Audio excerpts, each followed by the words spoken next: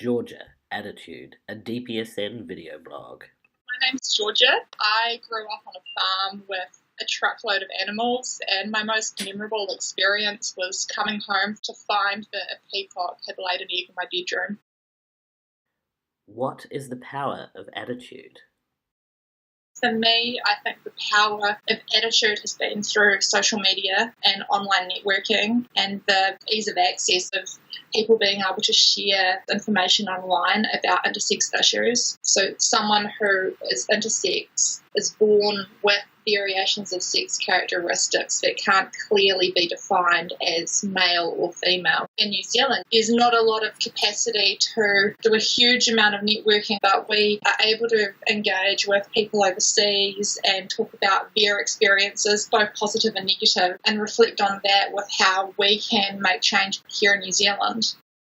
How are you shifting public attitudes?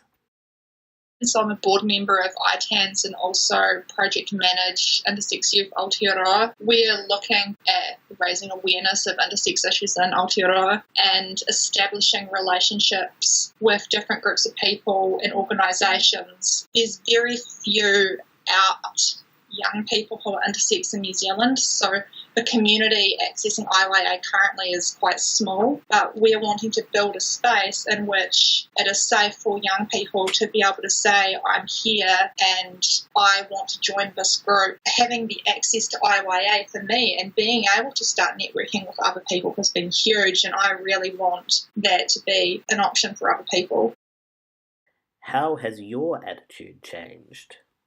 I spent 7 years feeling like I was an alien. My doctor said to me, you won't find anyone else like you. Don't talk about your intersex experience with your family or with your friends. So the attitude was that I was abnormal and that I didn't belong and that having an intersex variation was shameful and I shouldn't share that with the world. So I would hope that IYA, with the building of young people within that group, will help to build an attitude that being intersex is magical and special and we're here to be heard and we can't be silenced. How can people change their attitudes?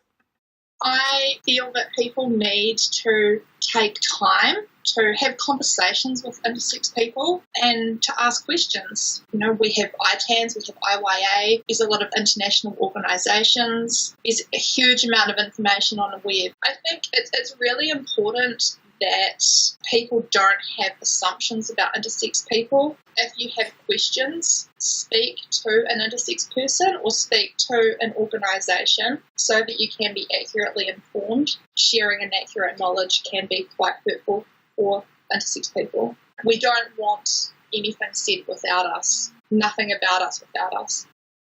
Has public attitude shifted?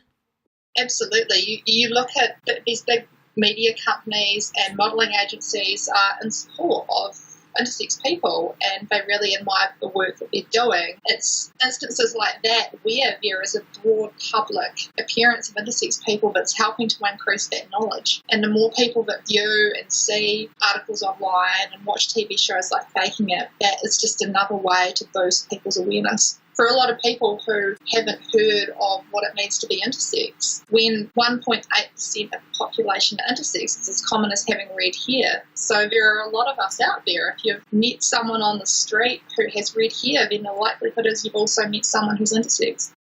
How can we learn more? Best way to find us is to go onto Facebook. You search Intersex Youth Aotearoa, you'll find us there. We also have a website, so Intersex Awareness New Zealand and Intersex Youth Aotearoa. So hit us up.